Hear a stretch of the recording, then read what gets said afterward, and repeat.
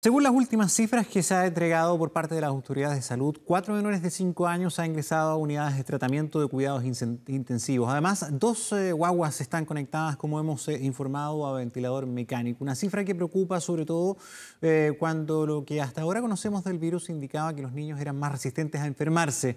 Queremos conversar y saber más, entender más este tema con el doctor Juan Pablo Torres, infectólogo infantil de la Clínica Las Condes. ¿Cómo está, doctor Torres? Gracias por acompañarnos.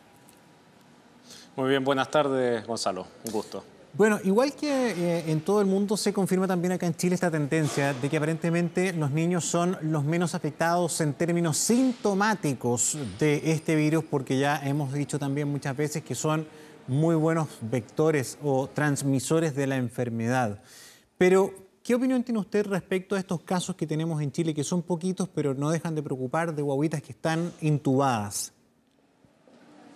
Sí, bueno, obviamente es una situación siempre preocupante para nosotros tener niños hospitalizados y sobre todo en una condición que puede ser más crítica.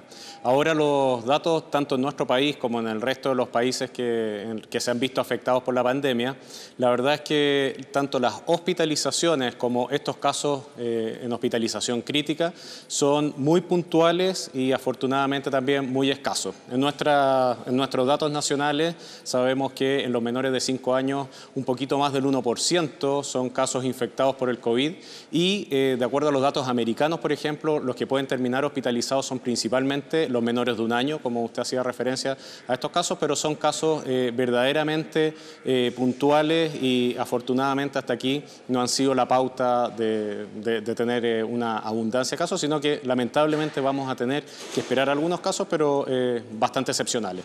Sí, en estos casos excepcionales, ¿qué dice la experiencia hasta ahora, doctor Torres? Porque sé que de todo esto estamos aprendiendo y ustedes también los especialistas, es un virus en completa evolución. ¿Qué es lo que hace que una guagüita se contagie o no, o quede más expuesta a esta enfermedad? ¿Son las enfermedades de base? ¿Puede ser la transmisión por factores externos? ¿Qué pasa con la comunicación embarazo-nacimiento? Sí, excelente la pregunta. Por supuesto que aquí hay un conjunto de factores. Uno de los factores puede ser cuál es la condición del niño que se infecta. Y ahí pueden haber algunos factores de riesgo, como efectivamente pueden ser algunas condiciones como la inmunosupresión, alguna enfermedad crónica, alguna enfermedad de base. Los mismos recién nacidos y los menores de 1 año, como estábamos diciendo, per se, tienen mayor riesgo porque también están más en contacto con adultos que pueden estar entrando y saliendo de una casa.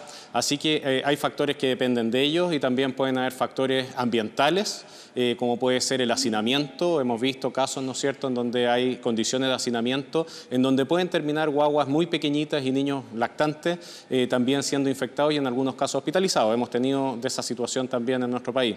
Afortunadamente, pocos casos.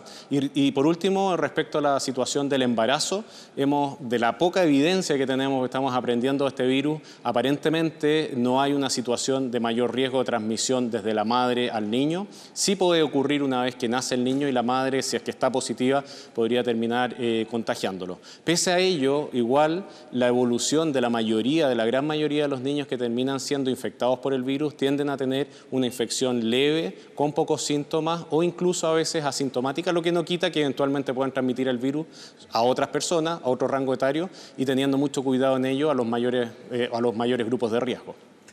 Doctor, ¿le preocupa a usted como pediatra el cómo se logre coordinar la difícil misión de la vuelta a clases? Lo digo porque ya habiendo conversado todo esto, sabiendo que los niños en general, en la inmensa mayoría de los casos desarrollan esto con sintomatología bastante más leve, sí son conductores de la enfermedad.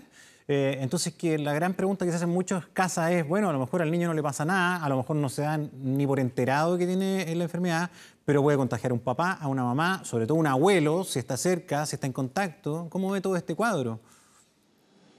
No, por supuesto que sí, y como pediatra y pediatra infectólogo nos preocupa. Creo que siendo bien directo con la respuesta, la vuelta a clase es un tema en que nos encantaría tener más evidencia sólida, científica, para decidirlo con más argumento y no la tenemos por ahora. Hay cifras que muestran que los niños se contagian poco, por otro lado modelos epidemiológicos que podrían infectarse más, la verdad es que no lo sabemos. Ahora lo que sí es importante es que creo que para poder cumplir, por ejemplo, las recomendaciones del Comité Asesor del COVID en el país, nos va a tomar un tiempo y una semana, probablemente varias semanas, en poder programar de una buena manera esa vuelta a clases, en que no va a ser una vuelta a clases normal cuando ello ocurra, en que va a haber que tomar medidas especiales y vamos a tener que acostumbrarnos a una nueva realidad también en las clases. Así que hay que ser cautos y yo creo que en eso no hay que apresurarse hasta poder ir cumpliendo todos esos requisitos, esas medidas y esas recomendaciones que hacen los comités asesores, los expertos, para tener la mayor seguridad, porque además en los colegios existe también no solo el riesgo del contagio entre niños, sino que, como usted mencionaba, que se puedan contagiar otros adultos, los profesores, los familiares de los niños, ¿no es cierto?, personal administrativo.